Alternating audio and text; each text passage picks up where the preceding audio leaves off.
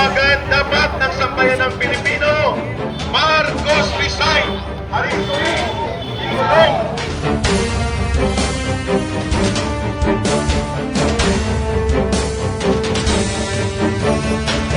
Dito tayo para magpahayag. So, ang lahat na nandyan po sa dulo, lumapit na po dito. Dito po, dito. Forward po tayo, forward.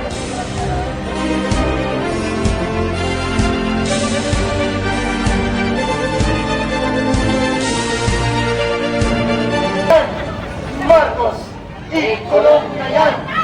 Marcos, ikulong na yan! Marcos! Pirada nanay! Yan ang mga pirada na po.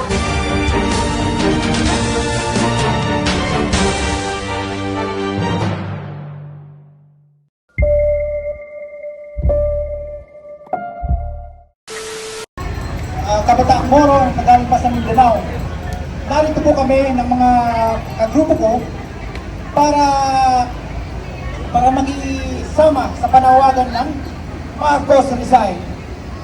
Sa probinsya po namin doon sa Nueva Ecija, pati din po sa ramdam po namin yung korupsyon. Kaya nagkaisa po kami ng mga kabataang Moro na makilahok sa rally na to upang ipanawagan sa buong Pilipinas na Marcos, mag-resign ka na! Yes, Marcos, resign! Marcos resign! Marcos resign! Marcos resign! Marcos resign! Ayun! So, nais po namin ipanawagan nais namin malaman ng lahat ng mga Pilipino na kahit kami mga Muslim, ramdam po namin yung matinding korupsyon sa Pilipinas na nagaganap ngayon kaya pinapanawagan namin na sana po mag-resign na si Marcos dahil hindi na deserve yung position niya. At Tayo mga Pilipino, kami ay galing pa sa Mindanao. Nakarating kami dito sa Manila upang nakikisama kami sa nakikita natin. Nanawagan tayo sa PNP o kaya sa Army na kung akala natin na ang PNP at saka military ay sila ay alagad ng batas. Ngayon, alam natin na kayo ang alagad ng batas. Dito harap dapat yan. Ay, ito ay hindi na pwede ito. Yan dahil maging presidente ng Pilipinas. Oy, harang. Kapalitan natin yan dahil hindi na dapat maging presidente ng Pilipinas. Una-una, corruption. Pangalawa, nakikita natin sa kanyang kapatid na si Ayong Marcos na isa siyang adik. Nakikita natin. Totoo naman, nakikita sa mukha, nakikita sa kilos, lahat ay nandilian. Mga kababayan, kaya buo ang panawagan natin na ang Pilipinas ay mayroong batas. Nandito tayo sa batas ng Pilipinas. Sana ang Supreme Court, pati military, manonood sila, huwag nila hayaan na magkakaroon ng problema ang batas ng Pilipinas. Mga kababayan, batas ang kailangan natin. Yun ang kailangan natin mananatili ang batas sa buong Pilipinas. Paging justice tayo. Sana lahat tayo ay maninindigan tayo sa batas ng Pilipinas, ay manunungkulan sa Pilipinas, ay hindi. Dapat ay huwag natin hayaan na mananatilian. Sana mga kababayan natin, maintindihan natin ang daing ng taong bayan. Wassalamualaikum warahmatullahi ta'ala wabarakatuh. Nagaling sa Mindanao para matikisa sa Marcos resign. Kami po ay nakikita namin na talagang susuportahan namin yung pagpaalis ng Marcos resign. Dahil po siya ay hindi karapat-dapat na magiging Pangulo ng Pilipinas. Dahil siya po ay isang tinuring na drug addict. Ang mismong kapatid niya ay isa sa mga sinasabi natin na testament. Hindi na kailangan mag-head political amnesia dahil ang mismong sister niya na si Senadora Amy Marcos. Alis ka dyan! Marcos! Mahiya ka naman sa taong bayan! Marcos, resign! Alis ka na dyan! Dahil ninakaw mo ang pera ng bayan! Kami po ay mamamayan para sa bayan! Hindi ikaw karapat-dapat na magiging mamuno ng presidente sa Pilipinas. Kami po ang mga Moro na nandito sa Manila para manawagan na alis ka na, Marcos. Sobra na, palitan ka na kasi ninakaw mo yung gas na 2025, 2026 na 1.2 trillion. Mga kapatid, nandito po kami. Panawagan po namin sa Media Director General na si General Isaganin Reyes at saka si PNP Chief Mercedes. Huli na ninyo si Marcos dahil isa po siya na drug addict. Ano ba ang sasabihin ninyo? Samayan natin si Brother Rosso Brandigas Barosman. Bigla! Marcos Director! Resign! Inuuras na ninyo! Bakit hindi nyo ulit ang Marcos na bagang adik? Ang mismong pamilya niya ang nagsasabi. Ngayon, nanawagan po kami kay Media General Director General Isaganin Reyes. Ngayon, huli ninyo! Kukunin ninyo sa Malacanang! Kaya ito na! Arestuin ninyo! Dahil karapatan namin na mamamayan na dapat huliin yung mga drug addict, yung nagakokin. Mismo, ang iyan ang isa sa mga witness natin. Mga kaibigan, mga kamag-anak, mga Pilipino, mga taong bayan na nandito po tayo, magkakaisa po tayo para alisin natin ang Marcos resign para mawala na dyan. Ito po ang inyong kapatid na Moro na galing sa Mindanao. Nandito po yung mga ibang Moro na galing sa Special Geographical Area na bagong tinayo na farm. Mga kapatid, kayo po ay makaunawa, magkakaisa po tayo sa panawagan ng Marcos resign. Assalamualaikum warahmatullahi ta'ala wabarakatuh. May nangyari ba sa droga? Wala pong nangyari sa droga noon. No, kaya dapat na ipagpatuloy ang drug war dahil ang ating presidente biktima ng drug war. No? So yan, ang patunay. So ang kailangan dyan, no?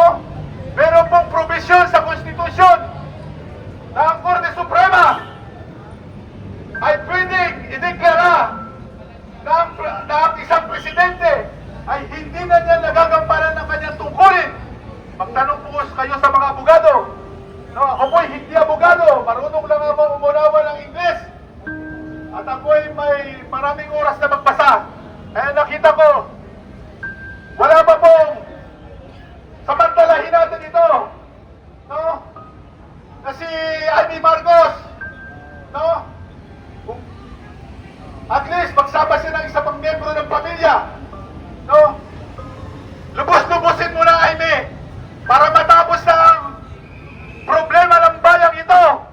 No? Magpunta kayo sa Supreme Court, i-petition ninyo.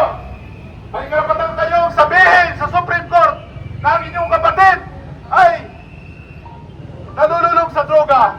Yan po, Amy Marcos, ang dapat pong gawin. No? Hinahabol ko ang mga Marcos. No? Samantalahin nyo na ang pagkakataong ito para matapos na ang trahedyang ito.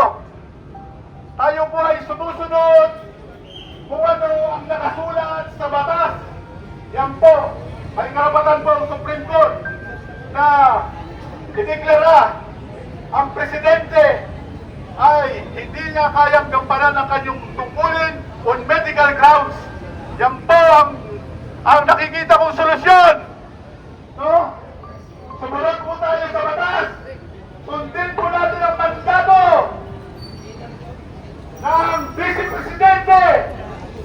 Inihalal ng 32 milyones. Yan po ang mandato. Nakareserva po yan para kung ang Presidente hindi na niya magampanan ng tungkulin. Ang Vice Presidente ang sinasaad sa batas na Constitutional successor. constitutional successor. So yun po ang problema. Yan po ang nakikita kong solusyon. Bakit ba tayo maghihirap? Bongbong Marcos, ano ba ang saysay na ipagpatuloy mo ang 3 taon? Wala ka nang magagawa dyan. Kaya dapat ang panawagan kay Marcos ngayon, Marcos, sumuko ka na! Sabay-sapa. Marcos, sumuko ka na!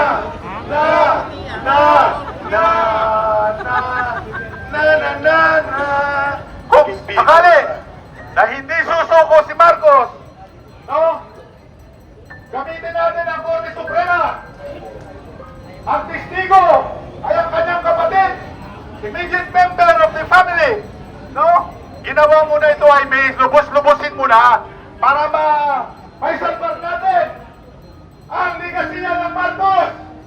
Meron pa naman kaunti kaming pagmamahal sa mga Marcos. Konti na lang. Konti-konti na lang. Pero lahat ay wala na halos.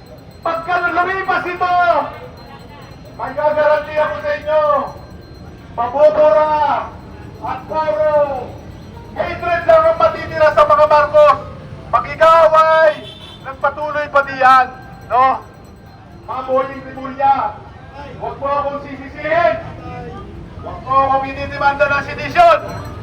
Dahil ang binumungkahi ko ay naaayon sa batas. No? Ano ngayon? Ayaw ninyo kay kay Duterte.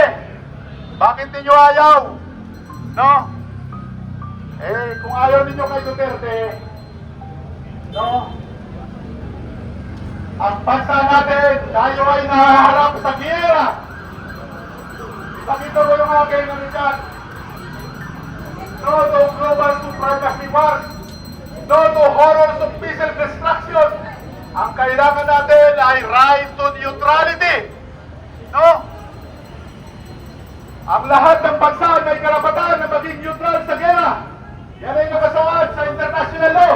At ang ating patakaran sa ating konstitusyon, we shall not promote war as a national policy. Hindi pwedeng tayo ay manawagan ng digma, pero kung wala sa wastong katinuan ng pag-iisip ang presidente, pwedeng mapahamak tayo sa kanyang digmaan. Yan po ang mangyayari sa atin. Dahil tayo po ay sobrang bilib sa mga Amerikano. No? Ang layunin po ng Amerikano, sinabi ni Douglas MacArthur, paliwanag po yan sa kasaysayan. Give me 10,000 soldiers, Filipino soldiers, and I will conquer the world. So yan lang po ang patunay na hindi nagbabago ang kondisyon ng mundo. Pagbuhat pa nung panahon ni Marco Polo, panahon ni Jesus Christ, ang mga Europeo, puro gera ang inabot dito sa mundo. Ang mga Europeo, sinakop sila. 1 minute na lang po. So yung po ang aking mensahe sa inyo. Sana ay mag-abot kay Amy Marcos na gamitin natin ang provision ng batas. No, na magpetisyon ka sa Korte Suprema para madeklara hindi na kaya ni Marcos sa Presidente. So, constitutional succession po. Yun po ang aking handog na mungkahi sa buong Pilipinas. Salamat po. Samantala ikaw, kumakain ka ng masarap ng pagkain at nagpa-party-party sa Malacanang. Siguro, yun ang gusto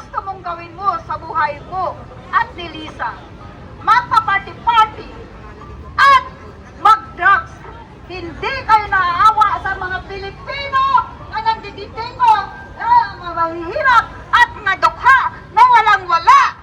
Mahirap ang buhay. Marcos, hindi ka nakikinig sa daing ng taong bayan. Ang alam mo lang ay mangurakot at mananakaw. Kaawa-awa ka naman, Marcos. Awa ano sarili mo? Niloloko mo lang ang sarili mo. Hindi ka naawa sa amin, mga taong bayan, nga naghihinaing sa hirap at sobra na ang taas ng bilihin ngayon. At nakita ko pa, 500 pesos? Don't you mean now? What can you do for the 500 pesos? That's only pamasahe. Mabaryahan mo lang yan, wala na. Hindi ka nahihirapan sa mga kaluluwa nyo. Sabagay, wala naman kayong mga kaluluwa eh.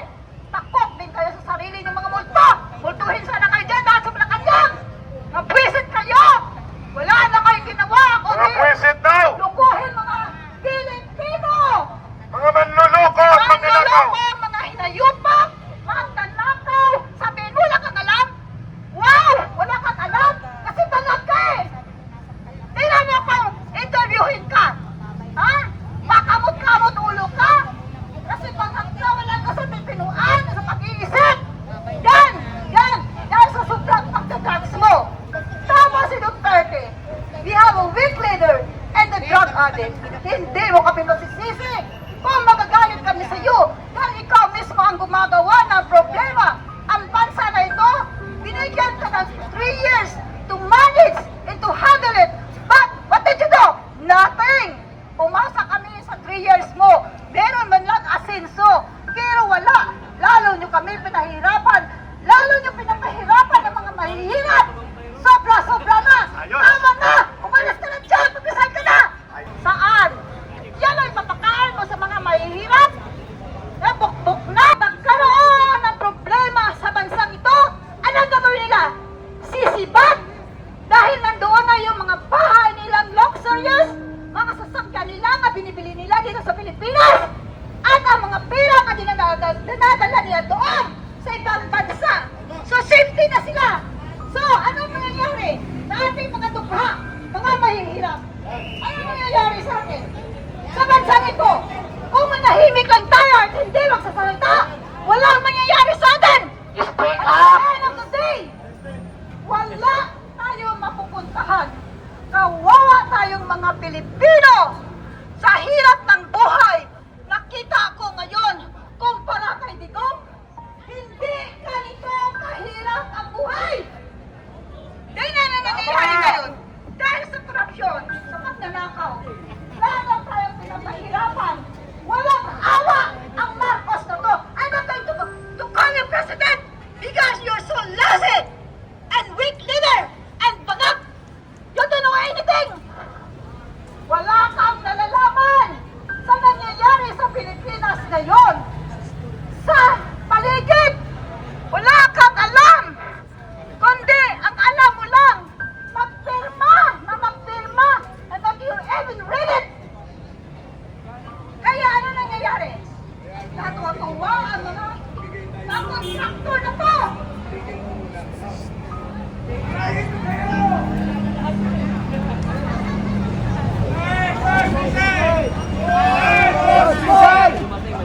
Igalang po natin. Igalang natin ang kanilang pananaw at kanilang panindigan. Awitan na lang natin sila. Kay sarap mabuhay sa sariling bayan. Kung walang alipin at may kalayaan, ang bayan sinisiil, bukas ay babangon din.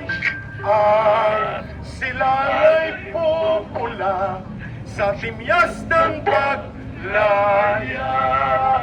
Ibon na may layang lumipat, kulungin mo at umiiyak. Bayat pa kayang saktan dilag, ang di magnasang makaalpas. Pilipinas kong minumutya, ugat ng luha at dalita, aking abika, makita kang saktan lang. Mabuhay ang Pilipinas! Mabuhay ang Pilipinas! Mabuhay! Mabuhay tayo mga Pilipinas! Magigising din po ang bayang ito. Darating po ang kasaysayan na ang mga nagnanakaw at nag-aabuso sa poder at kapangyarihan ay hahatulan ng daluyong ng mga mamamayang Pilipino. Yan ang ating patutunguhan. Kaya tayo po, rumirespeto doon sa hindi pa sumasama sa Marcos Resign, okay lang po yun, sapagkat patungo tayo doon. Sabi nga natin, paisa-isa, pakpanakpan, susulong ang pagbabago. Basta, linawin natin, pambansang loyal, paisa-isa lang ha, huwag ang patikim-tikim, patikim-tikim na lang. Alam na natin ang patikim-tikim ha. Sila. Ang paisa-isa, okay lang po yun. Doon tayo patungo sa paglakas. Okay, Nanay, ituloy mo. Ituloy ni Nanay ang kanyang speech o pahayag bilang isang ordinaryong kababaihang Pilipino. Ay, hindi ko po alam yun. Huwag niyo po ako i-correct. Wala po ako So, ituloy ko na ang aking saloobin. pinaklat na ng pinamigay. Naiinis na akong makikita na ganito na lagi ang Pilipinas sa tuwing darating ako galing abroad. Walang asinso! Wala! Yung Marcos